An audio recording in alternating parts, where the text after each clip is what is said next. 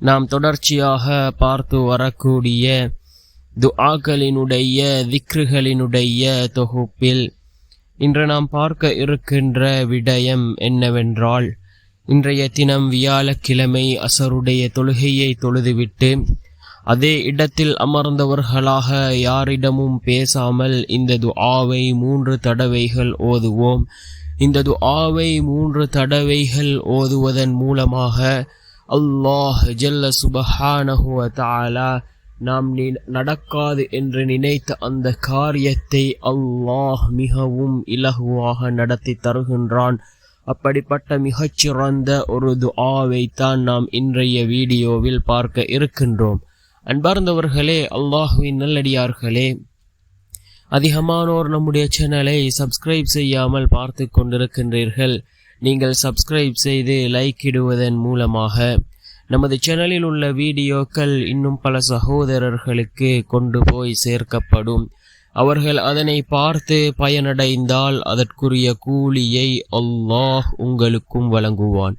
அன்பார்ந்தவர்களே, அல்லாஹ்வின் நல்லடியார்களே, இன்றைய தினம் வியாழக்கிழமை அசருடைய தொழுகையை தொழுதுவிட்டு அதே இடத்தில் அமர்ந்தவர்களாக இந்த துஆவை 3 தடவைகள் ஓதுவோம்.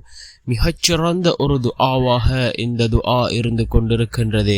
நாம் சில விடயங்களை நம்முடைய வாழ்க்கையில் நடக்காது என்று நினைத்திருப்போம், நீண்ட காலமாக கேட்டிருப்போம், அதற்கு எந்த விதமான பலனும் கிடைக்காமல் இருந்திருக்கும்.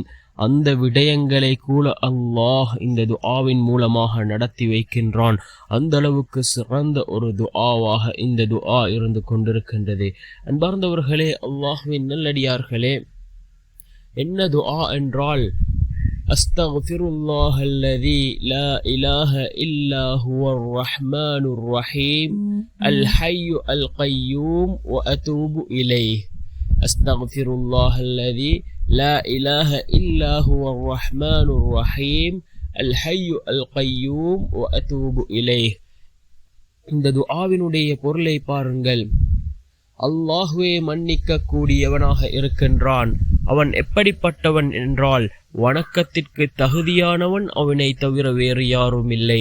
இன்னும் அவனே கிருபையாளர்களுக்கெல்லாம் மாபெரும் கிருபையாளன், கருணையாளர்களுக்கெல்லாம் மாபெரும் கருணையாளன், என்றும் உயிருள்ளவன், என்றும் நிலைத்திருப்பவன். இன்னும் அனைத்து மீளுதலும் அவனிடமே இருக்கின்றது, அவனிடமே உள்ளது என்று பொருள்படக்கூடிய இந்த துஆவை 3 தடவைகள் ஓதுவோம்.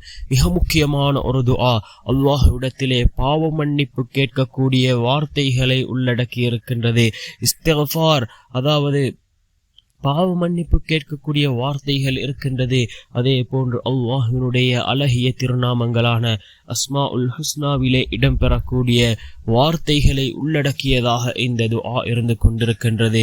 இதனை ஓதி நாம் அல்லாஹ்விடத்திலே பிரார்த்தனை செய்தால் நிச்சயமாக அல்லாஹ் ஜல்ல சுபஹானஹு வ தஆலா நம்முடைய பிரார்த்தனைகளுக்கு பதில் வழங்குவான். நம்முடைய அனைத்து விடயங்களையும் அல்லாஹ் சீராக்கி தருவான்.